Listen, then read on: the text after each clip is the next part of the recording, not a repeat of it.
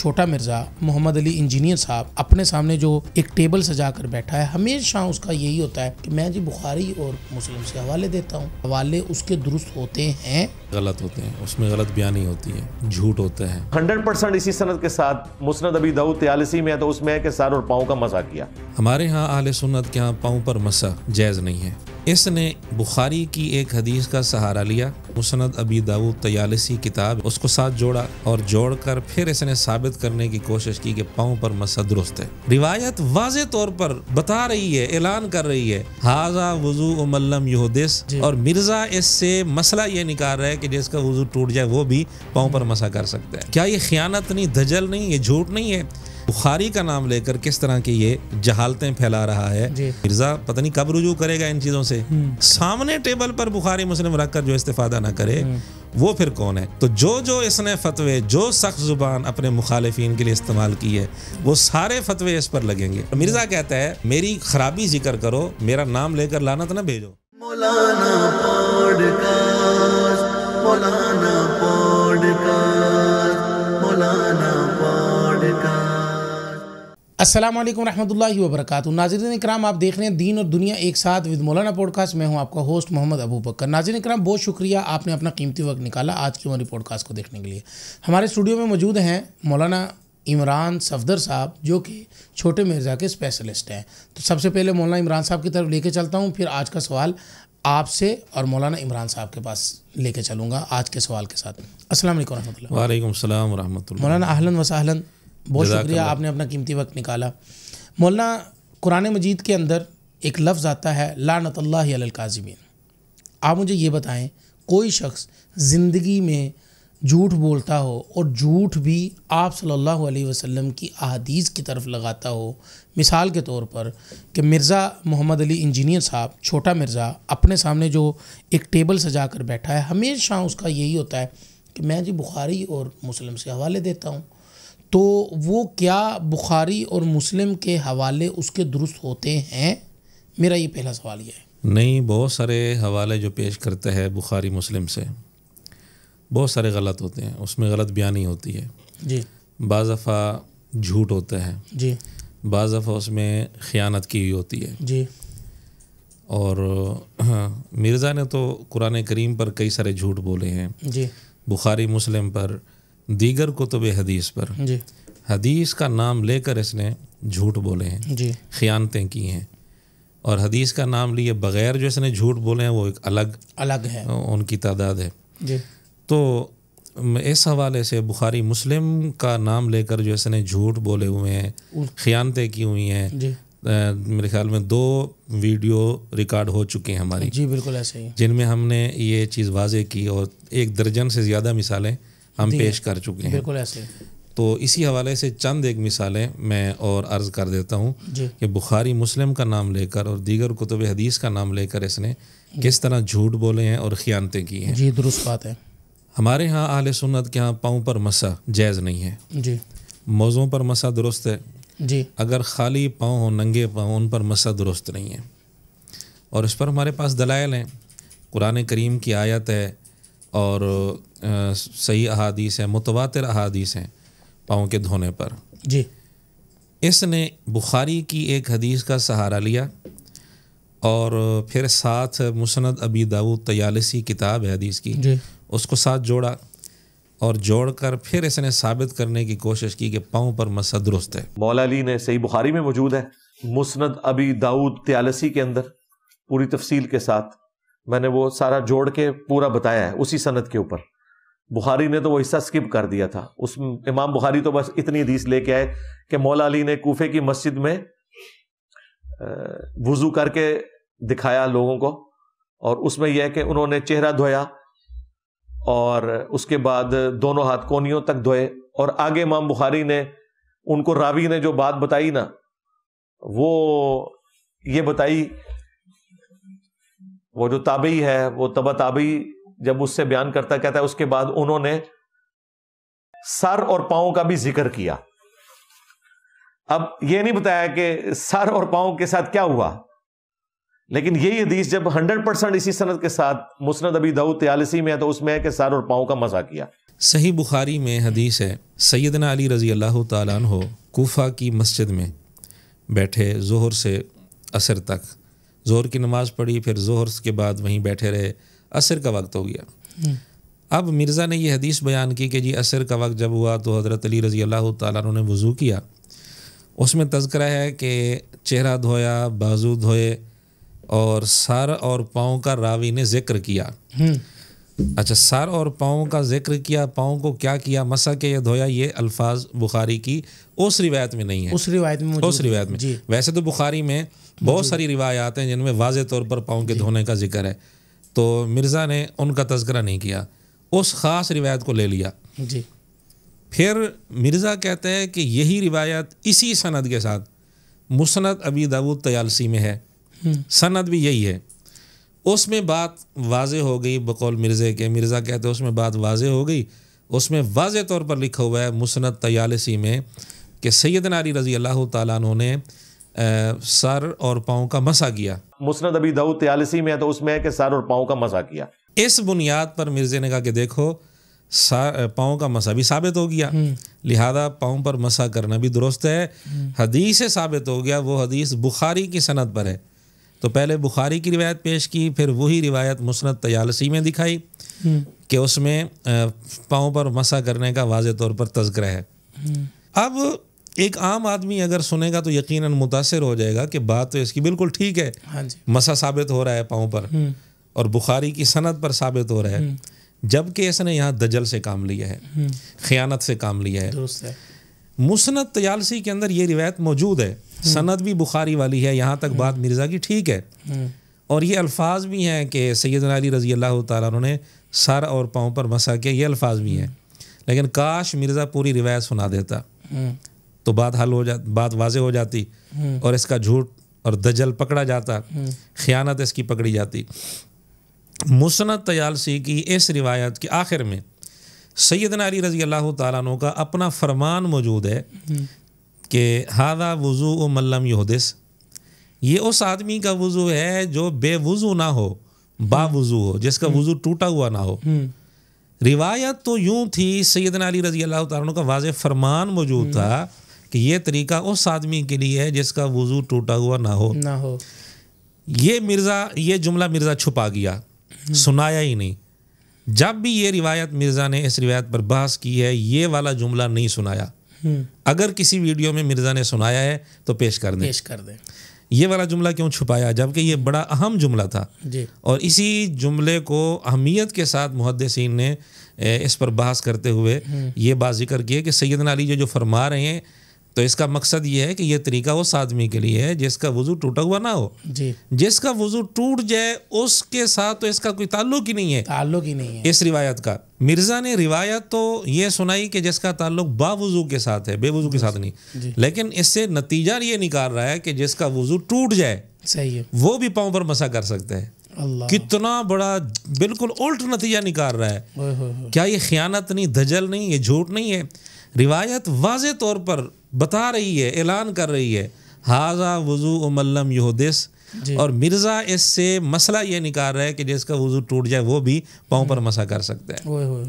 پھر یہی روایت اسی سند کے ساتھ مسند احمد کے اندر بھی موجود ہے، اس میں تو یہاں تک الفاظ ہیں کہ سیدنا علی رضی اللہ تعالیٰ عنہ نے چہرے کا مسح کیا، بازوؤں کا مسح کیا، سر کا مسح کیا، پاؤں کا مسح کیا، اور ساتھ یہ فرمایا ھذا وضوء من لم یحدث۔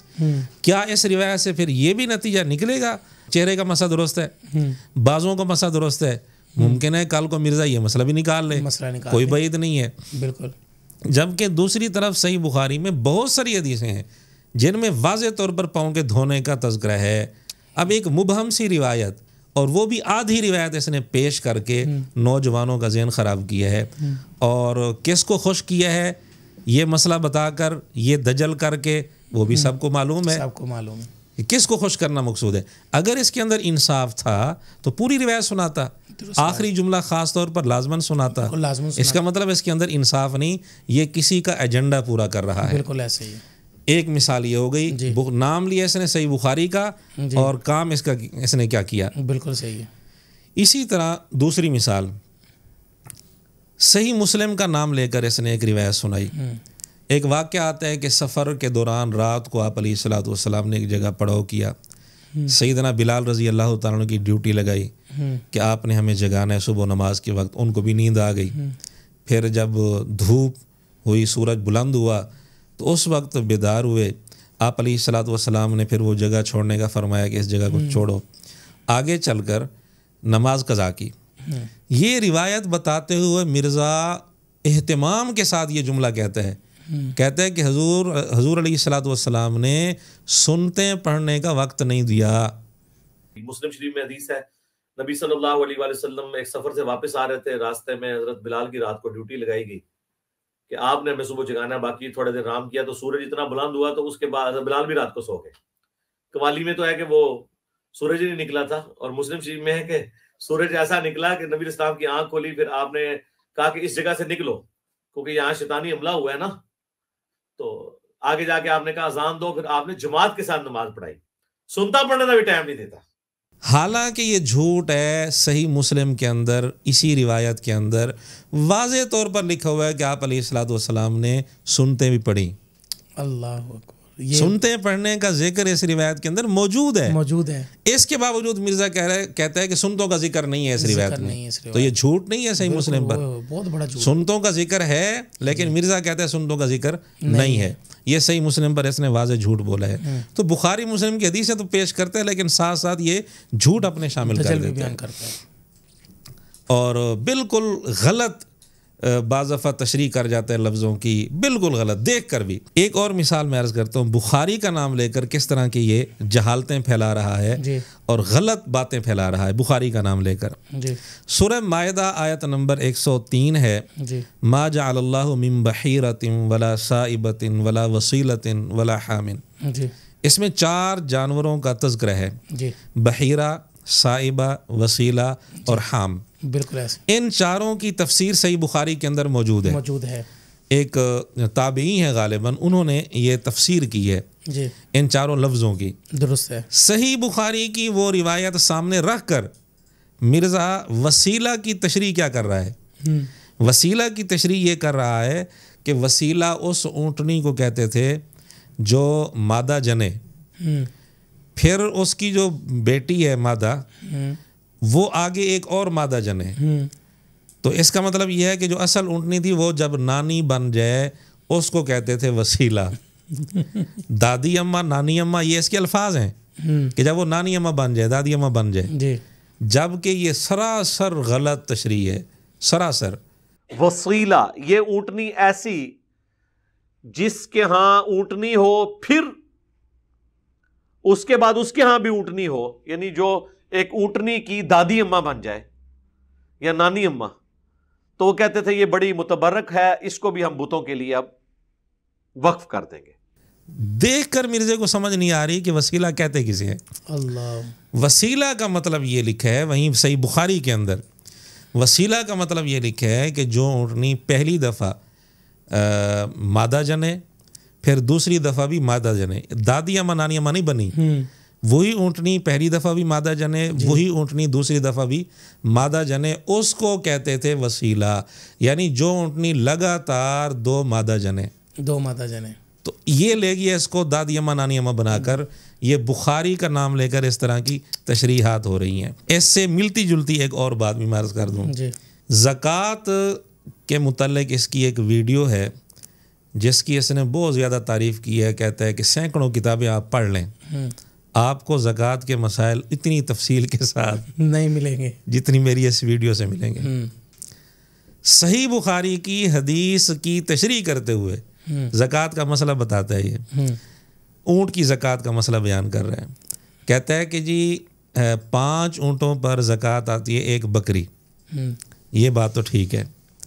اگلی بات پھر کرتا ہے، کہتا ہے 5 اونٹوں کے بعد پھر یہی 1 بکری ہی چلے گی 24 اونٹوں تک. جبکہ ایک عام طالب علم، ایک قدوری کا طالب علم، وہ بھی سمجھتا ہے کہ 24 اونٹوں میں زکوٰۃ 1 بکری نہیں ہے. 5 اونٹوں میں 1 بکری، پھر 10 اونٹوں میں 2 بکریاں ہیں، 15 میں 3 اور 20 میں 4 بکریاں ہیں. تو 4 بکریاں زکوٰۃ بنتی تھی، اس نے کہا کہ 24 اونٹوں تک ایک ہی بکری چلے گی، یہی زکوٰۃ چلے گی۔ 5 اونٹ جس کے پاس ہوں گے تو اس کی زکوٰۃ شروع ہو جائے گی، 5 سے لے کر 24 اونٹوں تک ایک ہی زکوٰۃ نکالنی ہوگی، اور وہ کیا نکالنی ہوگی؟ ایک بکری دینی ہوگی، نارمل بکری ایک، یہ زکوٰۃ بنے گی۔ مسئلہ کیا ہوا؟ کہتے ہیں رٹا رٹا ہی ہوتا ہے۔ ہاں جی، تو ایک لفظ اگر ادھر ادھر ہو جائے تو طوطے کی طرح جس نے رٹا ہوا ہو سارا کام ہی خراب ہو جاتا ہے۔ جی، اس میں صحیح بخاری کی اس حدیث میں ہے کہ ہر 5 اونٹوں میں ایک بکری ہے زکوٰۃ، ہر 5 اونٹوں میں، جی 24 تک۔ ہر 5 اونٹوں میں کا کیا مطلب؟ کہ 5 میں ایک بکری، 10 میں 2، 15 میں 3 اور 20 میں 4۔ اور یہ کوئی اختلافی مسئلہ بھی نہیں ہے، اتفاقی مسئلہ ہے، پوری امت کا اتفاق ہے۔ ہر کا لفظ اس کی نظر پر نہیں آیا ہوگا، نہیں چڑھا ہوگا، اس سے وہ نظر نہیں آیا ہوگا ہر کا لفظ۔ اس نے یہ دیکھ لیا ہوگا کہ 5 اونٹوں میں ایک بکری ہے، 24 اونٹوں تک۔ حالانکہ اگر ایسا جملہ ہوتا تو کتنا سادہ سا جملہ تھا کہ 24 اونٹوں پر ایک بکری، اگر ہوتا بالکل اگر ہوتا تو سادہ سی بات ہی۔ کتنا مسئلہ بگڑ گیا، جی اتنی بڑی، یعنی بخاری کا نام لے کر اس طرح کے مسائل بیان کر رہا ہے۔ پوری امت میں کوئی بھی اس چیز کا قائل نہیں ہے، اتفاقی مسئلہ تھا۔ اب جو لوگ سنیں گے ظاہر ہے وہ جو اس کے اندھے مقلد ہو چکے ہیں وہ پھر بھی یہی کہیں گے کہ نہیں مرزا ٹھیک بیان کر رہا ہے، ایسے ہی ہے۔ ایک اور مثال، اس نے کئی ویڈیوز میں ایک حدیث بیان کی بخاری مسلم کا نام لے کر جی، کہ جس کی موت آ گئی اس کی قیامت قائم ہو گئی۔ اچھا، عربی میں اس کے لیے الفاظ ہیں من مات فقد قامت قیامتہ۔ ان الفاظ کے ساتھ بخاری مسلم میں حدیث نہیں ہے، دیگر کتب میں حدیث ملتی ہے، اس طرح ملتے جلتے الفاظ، جی جی جی، لیکن اس کی سند بھی ٹھیک نہیں ہے، صحیح سند نہیں ہے۔ درست بات۔ بخاری مسلم میں تو ہے ہی نہیں اس طرح کی حدیث، من مات فقد قامت قیامتہ، جس کی موت آ گئی اس کی قیامت آ گئی، یہ بخاری مسلم ہے۔ اس نے کئی ویڈیوز میں بخاری مسلم کا نام لے کر یہ حدیث بیان کی۔ اچھا، پچھلی ویڈیوز میں بھی ہم نے یہ ایک بات کی تھی، بریلوی ایک خطیب ہیں بغدادی صاحب، انہوں نے حدیث تھی مسلم کی، حوالہ دے دیا بخاری کا، تو اس پر مرزا نے فتویٰ لگایا کہ جھوٹ ہے، جھوٹ ہے۔ تو یہ تو بخاری مسلم دونوں کے اندر نہیں ہے، اور مرزا دونوں کا نام لے رہا ہے بخاری مسلم میں، ایک دفعہ نہیں کئی دفعہ نام لیا ہے۔ اللہ اکبر۔ دوسروں پر فتویٰ لگاتا ہے تو کم از کم دوسروں پر فتویٰ لگانے سے پہلے مرزا کو چاہیے اپنے گریبان میں بھی جھانک لے۔ ایک اور حدیث مرزے نے کئی ویڈیوز میں سنائی بخاری کا نام لے کر کہ حضرت سعد رضی اللہ تعالیٰ عنہ کی والدہ کا انتقال ہوا، تو انہوں نے پھر اپنی والدہ کے لیے کنواں کھدوایا، اپنی والدہ کے اصالہ ثواب کے لیے۔ کنواں کھدوانے والی جو بات ہے یہ روایت بخاری مسلم میں نہیں ہے، دیگر کتب میں ہے، بخاری مسلم کے اندر یہ نہیں ہے۔ تو اس روایت کو بار بار، ایک دفعہ نہیں کئی دفعہ بخاری مسلم کے حوالے سے اس روایت کو بیان کرنا یہ درست نہیں۔ تو مرزا پتہ نہیں کب رجوع کرے گا ان چیزوں سے، تو وہ 10 رجوع والی ویڈیو اس نے ریکارڈ کرا لی، اپنی شاگردوں کو مطمئن کر دیا کہ دیکھو میں بھی رجوع کرتا ہوں۔ تو رجوع تو پھر ہر چیز سے کرنا چاہیے، جہاں جہاں مرزا نے بلنڈر کیے ہیں رجوع کرنا چاہیے۔ درست بات ہے۔ فتوے لگا رہا ہوتا ہے کہ جی جو علماء شوکیسوں میں کتابیں رکھ لیتے ہیں، بخاری مسلم رکھ لیتے ہیں، استفادہ نہیں کرتے، وہ گدھے ہیں۔ تو یہ کیا چیز ہے؟ یہ جو سامنے ٹیبل پر بخاری مسلم رکھ کر جو استفادہ نہ کرے وہ پھر کون ہے؟ تو جو اس نے فتوے، جو سخت زبان اپنے مخالفین کے لیے استعمال کی ہے، وہ سارے فتوے اس پر لگیں گے، بالکل ایسے۔ اور یہ مستحق کیا ان کا۔ ایک اور بات اس نے بخاری مسلم کا نام لے کر کی ہے کہ نبی اکرم صلی اللہ علیہ وآلہ وسلم کے غزوہ احد کے موقع پر 4 دانت شہید ہوئے،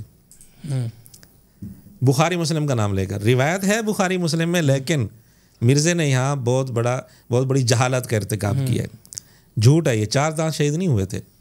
بخاری مسلم کی روایت میں الفاظ ہیں کوسرت رباعیتہ، نبی پاک صلی اللہ علیہ وآلہ وسلم کا ایک رباعی دانت ٹوٹا تھا، یعنی کچھ حصہ شہید ہوا تھا، مکمل طور پر وہ شہید نہیں ہوا تھا۔ ایک دانت شہید ہوا اور اس کا بھی کچھ حصہ، یعنی ٹوٹنے کے الفاظ ہیں وہاں، کوسرت رباعیتہ۔ مرزے نے اس کو کیا بنا دیا کہ 4 دانت شہید ہوئے۔ ایک ویڈیو میں یہاں تک یہ اشارہ کر کے کہتے ہیں نیچے کے 4 دانت شہید ہوئے۔ سراسر جہالت ہے اور نام بخاری مسلم کا لے رہا ہے. اصل مسئلہ کیا ہوگا؟ اس نے 4 دانت کہاں سے بنا لیے؟ یا تو یہ ہو سکتا ہے کہ رباعیہ کے لفظ کو لے کر کے رباعیہ اور اربعون کا معنی بھی 4 ہوتا ہے تو شاید رباعیہ کا معنی بھی 4 ہوگا. اور ادھر دعویٰ یہ ہے کہ تجوید کا کورس جو علماء 2 سالوں میں کراتے ہیں میں نے 1.5 گھنٹے میں کروا دیا. یہ رباعی کا لفظ تجوید کے ساتھ تعلق رکھتا ہے کیونکہ دانتوں کے جو نام آتے ہیں وہ تجوید کے اندر ایک بنیادی چیز ہے, اس میں دانتوں کے نام بتائے جاتے ہیں. ان میں رباعی دانتوں کا تذکرہ بھی آتا ہے. رباعی دانت کون سے ہوتے ہیں؟ جس کو یہ نہیں پتا وہ کس طرح دعوے کر رہا ہے اتنے بڑے بڑے کہ میں نے 1.5 گھنٹے میں وہ سارا کورس کروا دیا ہے. نورانی کہہ دے کہ چند موٹی موٹی باتیں بتا کر اس نے یہ سمجھ لیا کہ میں نے 2 سال کا کورس 1.5 گھنٹے میں کرا دیا. بہرحال یہ بات اس نے بلا مبالغہ 10 سے زیادہ دفعہ کی ہے ویڈیوز میں. حضور کے 4 دانت شہید ہوئے جبکہ ایسا نہیں ہے. ایک دانت ٹوٹا ہے, کچھ حصہ اس کا شہید ہوا ہے, اور 4 دانت والی بات بالکل غلط ہے. میں نے دیکھتے دیکھتے نا بخاری کی اس حدیث کا جو ترجمہ ہے اردو ترجمہ وہ دیکھ لیں, اس میں 4 دانت کا ذکر نہیں ہے, رباعی دانت کا ذکر ہے. مسلم کے ترجمہ دیکھ لیں, مسلم کا اردو ترجمہ کوئی بھی, اس مسلم کے اردو ترجمے میں بھی 1 دانت کا ذکر ہے, رباعی دانت کا. البتہ مشکات کا ترجمہ میرے سامنے آیا, اب واللہ عالم کس کا کیا ہوا ہے, اس ترجمے میں 4 دانت کا لفظ ہے. یقیناً یہ غلطی ہے ترجمہ کرنے والے کی. ایسے ایک اور بات بھی معلوم ہوئی کہ خالی اردو ترجمہ پڑھ کر کوئی عالم نہیں بن سکتا. یہ پھر بلنڈر ہوتے ہیں, اس طرح کا بگاڑ پھر پیدا ہوتا ہے جو خالی اردو ترجمے پر اکتفا کرتا ہے. اور پھر میں وہی بات کہوں گا کہ مرزا دوسروں کو نصیحت کر رہا تھا کہ 5-6 ترجمے سامنے رکھو, اگر باقی ایک طرف ہے ایک طرف ہے تو اس کا مطلب اس نے پخ چھوڑی ہے. تو مشکات کے اردو ترجمے میں اگر کسی نے 4 دانت والا ترجمہ کیا ہے, باقی سارے ترجمے سامنے رکھو, اس نے پخ چھوڑی ہے, غلط ترجمہ کیا ہے. اور مرزا نے اگر اس کی تقلید کی ہے تو یہ اندھی تقلید ہے. ایسے ہی اندھی تقلید اس نے کی ہے. اگر اربعون پر قیاس کیا یہ بھی بہت بڑی جہالت ہے مرزا کی. تو بہرحال یہ غلطی ہے, اور اس نے یہ غلطی ایک دفعہ نہیں بارہا اس نے کی ہے, کئی ویڈیوز میں کی ہے. پر حضرت مالک اشتر کے نام سے اس کا کلپ ہے 12 منٹ کا. اچھا, اس میں بھی عمر بن عاص رضی اللہ تعالیٰ عنہ پر الزام لگایا ہے کہ انہوں نے مالک اشتر کو قتل کروایا تھا زہر دے کر. ثبوت اب تک مرزا پیش نہیں کر سکا. یہ تو صرف عمر بن عاص رضی اللہ تعالیٰ عنہ کی چونکہ بات آ گئی تو ایک اور بات بھی عرض کر دیتا ہوں. ایک کلپ ہے اس کا واقعہ تحکیم کے نام سے. جی بالکل ہے, واقعہ تحکیم. اس میں اس نے کمزور روایات کئی بیان کی, عمر بن عاص رضی اللہ تعالیٰ عنہ پر طنز بھی کیا. لوگوں میں مشہور ہے عمرو عیار. جی مرزا کہتا ہے کہ یہ ان کے نام کی طرف نسبت ہے, عمرو عیار. پھر مرزے کو کچھ شرم حیا کرنی چاہیے تھی, مسکرا کر کہتا ہے, شیطانی مسکراہٹ کے ساتھ کہتا ہے کہ یہ کہانیاں میں نے نہیں لکھوائیں, میرے متھے نہ مار دینا. بھی اس میں مسکرانے کی کیا مطلب, اندر کیا چیز ہے وہ پھر اثرات سامنے آ جاتے ہیں. آپ کے جو چہرے کے اثرات سے اندازہ ہو جاتا ہے. بالکل. اسی واقعہ میں مرزا نے ایک وہ جب جنگ بندی ہوئی اور تحکیم پر نوبت آئی, دونوں کی طرف سے ایک آدمی جانا تھا. مرزا نے یہ بات کی کہ حضرت علی رضی اللہ تعالیٰ عنہ نے منتخب کیا کسی اور کو, حضرت ابن عباس رضی اللہ تعالیٰ عنہ کو. حضرت معاویہ رضی اللہ تعالیٰ عنہ کی طرف سے, اس لشکر کی طرف سے یہ بات ہے کہ نہیں ہم اس کو قبول نہیں کرتے, یہ تو تمہارا رشتہ دار ہے, کوئی اور بندہ بھیجو, ابو موسیٰ اشعری کو بھیجو. سراسر جھوٹ ہے کہ سیدنا علی نے ابن عباس کو منتخب کیا ہو اور ان کی طرف سے یہ جواب آیا ہو کہ چونکہ یہ تمہارا رشتہ دار ہے ہم اس کو قبول نہیں کرتے, ابو موسیٰ اشعری کو بھیجو. کہتے ہیں دھکے سے انہوں نے ابو موسیٰ اشعری کو منتخب کروایا. سراسر جھوٹ ہے, کسی کتاب سے یہ ثابت نہیں کہ انہوں نے یعنی سیدنا معاویہ رضی اللہ تعالیٰ عنہ یا ان کے لوگوں نے انہوں نے زبردستی ابو موسیٰ اشعری رضی اللہ تعالیٰ عنہ کو منتخب کروایا ہو. بالکل نہیں ہے, جھوٹ بول دیا اس نے. پھر اگلی بات اس نے کی کہ جب گفتگو شروع ہوئی اندر بیٹھ کر بند کمرے میں, عمر بن عاص ادھر سے تھے اور ادھر سے ابو موسیٰ اشعری رضی اللہ تعالیٰ عنہ تھے, تو ان دونوں حضرات کی آپس میں ایک گفتگو طے ہو گئی کہ یوں کرنا ہے کہ تم بھی معزول کر دینا حضرت علی رضی اللہ تعالیٰ عنہ کو، میں حضرت معاویہ رضی اللہ عنہ کو معزول کر دوں گا، کوئی اور پھر چن لیں گے حاکم۔ یہ ساری طے ہو گئی بات، مرزا یوں سنا رہا ہے روایت، یہ طے ہو کر پھر جب باہر نکلے ابو موسیٰ اشعری رضی اللہ تعالیٰ عنہ نے طے شدہ معاہدے کے مطابق حضرت علی کو معزول کر دیا، عمر بن عاص رضی اللہ تعالیٰ عنہ نے معزول نہیں کیا۔ اب دیکھو کیا تصور پیش کر رہا ہے صحابہ کرام کے متعلق کہ طے کچھ ہوا تھا اور باہر آ کر حضرت عمر بن عاص رضی اللہ تعالیٰ عنہ مرزے کے بقول مکر گئے، اندر طے کر کے آئے تھے۔ کہتے اس پر پھر ابو موسیٰ اشعری رضی اللہ تعالیٰ عنہ کو غصہ آ گیا اور انہوں نے کہا کہ تیری مثال کتے کی سی ہے، اور عمر بن عاص رضی اللہ تعالیٰ عنہ کا تیری مثال گدھے کی سی ہے۔ یہ ساری بات جو نقل کی مرزے نے کہ اندر سے طے کر کے آئے اور باہر آ کر نعوذ باللہ عمر بن عاص رضی اللہ عنہ اپنی بات سے طے شدہ بات سے مکر گئے۔ سراسر جھوٹ ہے، کہیں بھی سند کے ساتھ اس کا کوئی ثبوت نہیں ہے۔ جھوٹے راویوں کی روایت نہ ہو، میں پھر کہہ رہا ہوں جھوٹے راویوں کی روایت نہ ہو، صحیح سند کے ساتھ اس کا کوئی ثبوت مرزا پیش کر دے کسی کتاب سے، کہیں کوئی ثبوت نہیں ہے۔ واقع تحکیم والے کلپ میں یہ بات کرتے ہوئے مرزا نے حوالہ بھی ڈسپلے کرایا۔ حوالہ کیا ڈسپلے کرایا؟ مصنف عبد الرزاق کا۔ مصنف، اب یعنی بات کوئی سنا رہا ہے، حوالہ کیا دکھا رہا ہے؟ یہی چیز مرزے کے شاگردوں کو سمجھنی چاہیے، اس کی یہ حقیقت سمجھنی چاہیے۔ بات یہ کر رہا ہے کہ جی اندر بیٹھ کر بات طے ہوئی، باہر آ کر عمر بن عاص رضی اللہ تعالیٰ عنہ اپنی طے شدہ بات سے پھر گئے۔ بات تو اس نے ساری یہ کی۔ حوالہ کیا دے رہا ہے؟ جو حوالہ دے رہا ہے مصنف عبد الرزاق کی روایت کا، اس روایت کے اندر ایسی بات ہے ہی نہیں کہ اندر بیٹھ کر طے کیا ہو اور باہر آ کر پھر گیا ہوں عمر بن عاص، ایسی بات ہے ہی نہیں۔ اس میں زیادہ سے زیادہ یہ بات ہے کہ ابھی بات طے ہی نہیں ہوئی تھی، گفتگو کرتے کرتے آپس میں تلخ کلامی ہو گئی، اور وہ روایت بھی صحیح نہیں ہے، ضعیف ہے۔ لیکن اس روایت کے اندر جو ڈسپلے کرائی اس میں بھی یہ بات نہیں ہے کہ اندر بیٹھ کر طے کر کے پھر باہر آ کر عمر بن عاص مکر گیا ہوں۔ یہ کتنا غلط تصور اس نے پیش کیا، سراسر جھوٹ ہے، اس کا کوئی ثبوت مرزا نہیں پیش کر سکتا، نہ پہلے پیش کیا ہے نہ اب پیش کر سکتے۔ اگر اب ان کے پاس کوئی ثبوت ہے تو اب پیش کر دیں، نہیں کر سکتا۔ جھوٹا الزام لگانے والے کو مرزا خود کہتے ہیں 80 کوڑے لگانے چاہیے، 80 کوڑے لگانے چاہیے۔ اور مرزا کہتا ہے کہ میری خرابی ذکر کرو، میرا نام لے کر لعنت نہ بھیجو، میری خرابی ذکر کر کے پھر لعنت بھیج سکتے ہو۔ تو ہم بھی یہی کہتے ہیں مرزا نے یہ جھوٹ بولے ہیں اور جھوٹوں پر خدا کی لعنت۔ ایک اور مثال عرض کرتا ہوں، صحیح بخاری کا نام لے کر ایک روایت اس نے پیش کی جو تحویل قبلہ ہوا تھا۔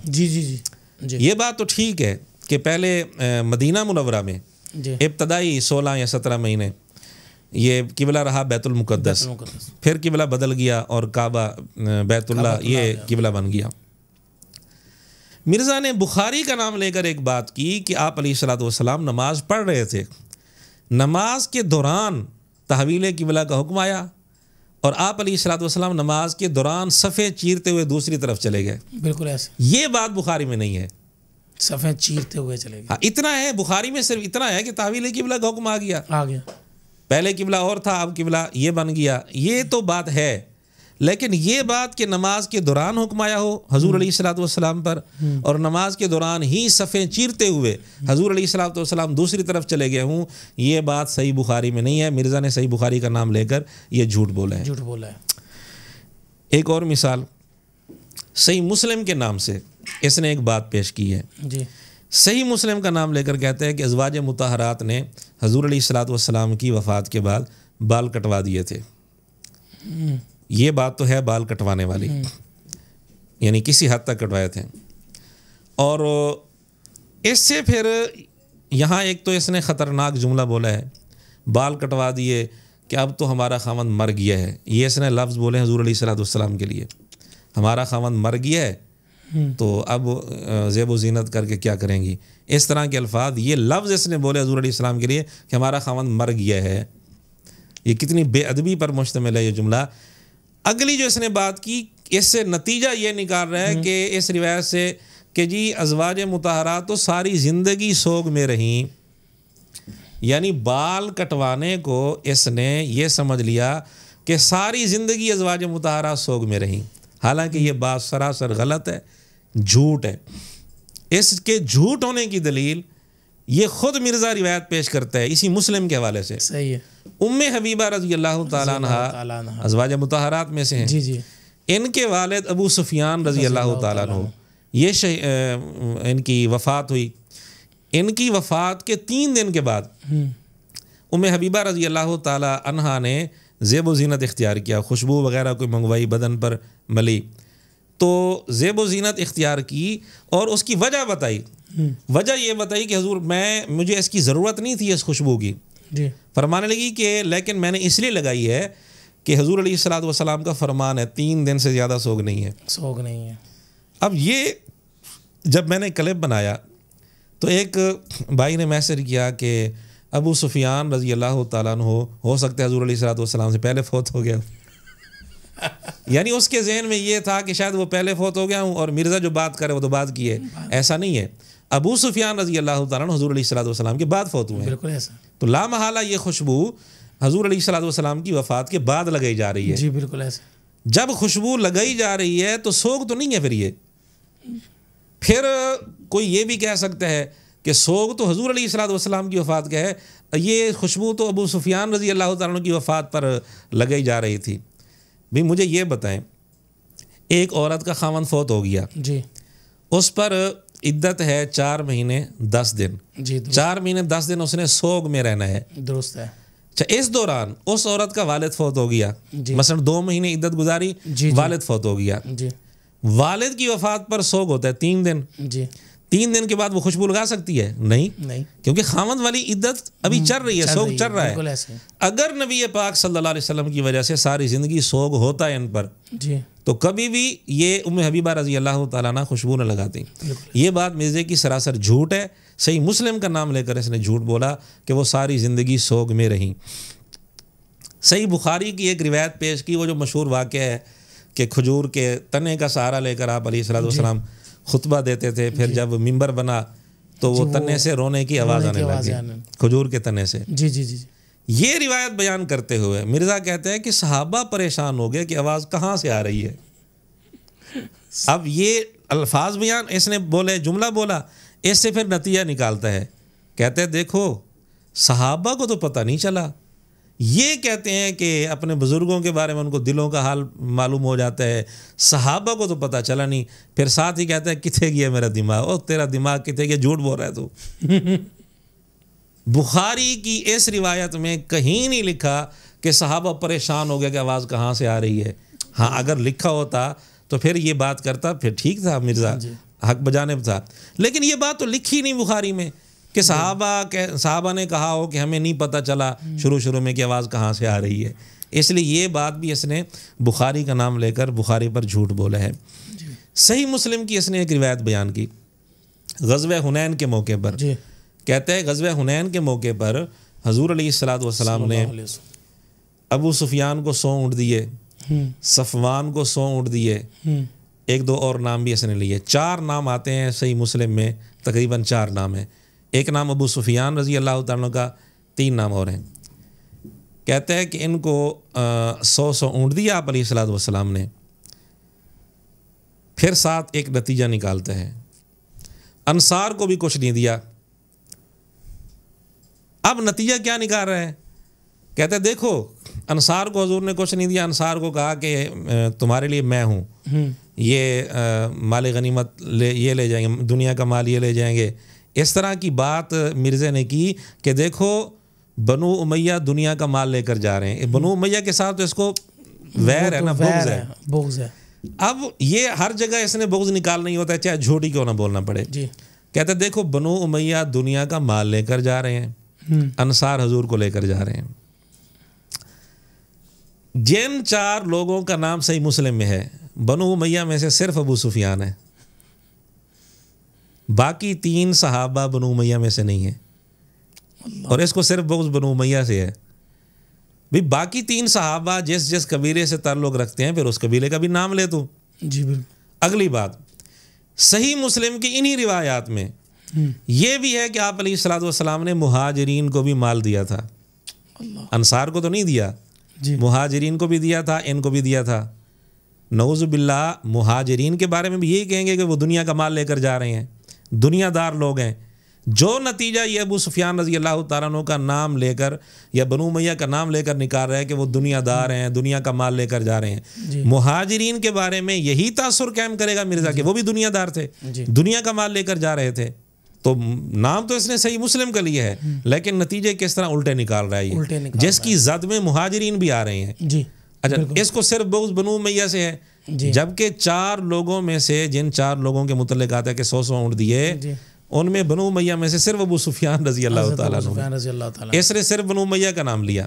ناظرین آپ نے دیکھا کہ مولانا نے بڑے اچھے انداز سے چھوٹے مرزا کی وہ گرفت کی ہے کہ جہاں پر قرآن تو وہ غلط پڑھتا ہی ہے، ترجمہ بھی غلط کرتا ہے. اب بات رہی تھی حدیث کی، اس کے اوپر دیگر ویڈیوز بھی آ چکی ہیں، اور آج کی پوڈ کاسٹ بھی اسی تناظر میں ہے کہ وہ حدیث کا معنی بھی غلط بیان کرتا ہے، مفہوم بھی غلط بیان کرتا ہے، اور بہت دفعہ ترجمہ بھی غلط بیان کرتا ہے، اپنے پاس سے بخاری اور مسلم کا نام لے کر لوگوں کو گمراہی کے راستے پر لے کر آتا ہے، نوجوان طبقہ جو ہے ان کے دماغوں کو منتشر کرتا ہے. تو لہذا آپ ہمارے ساتھ جڑے رہیے، انشاءاللہ العزیز نیکسٹ ویک آپ کے ساتھ پھر ملاقات ہوگی ایک نئی پوڈ کاسٹ کے ساتھ. تب تک کے لیے مجھے اور مولانا کو اجازت دیجیے. والسلام ورحمۃ اللہ وبرکاتہ. مولانا پوڈکاسٹ مولانا